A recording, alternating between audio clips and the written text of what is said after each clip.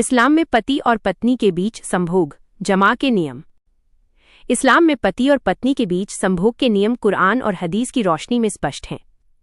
ये कुछ शर्तों और हदों के तहत ही जायज़ है। 1. संभोग की अनुमति। पति और पत्नी एक दूसरे के लिए हलाल हैं, इसलिए दोनों की रज़ा और अनुमति से संभोग जायज़ है। कुरान में कहा गया है, तुम्हारे लिए तुम्हारी पत्नियां हलाल हैं।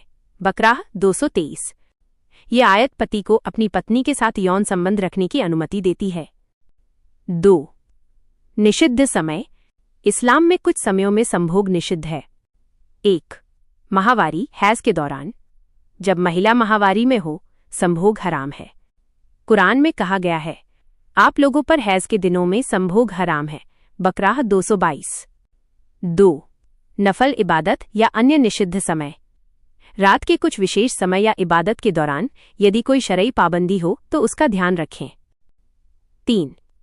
अवधि या संख्या। इस्लाम में संभोग की कोई निश्चित सीमा नहीं है, जब तक दोनों की रज़ा हो और स्वास्थ्य को नुकसान न हो। जरूरी है कि दोनों की अनुमति और शारीरिक क्षमता हो। 4. सम्मान और हदें। पति को चाहिए कि पत्नी की रज़ा और आराम का ध्यान रखे। जबरदस्ती, तकलीफ या बीमारी के दौरान संभोग जायज़ नहीं है। रात के समय भी अनुमति हो तो सामान्य हदों के साथ किया जा सकता है। 5. परिणाम और सावधानी।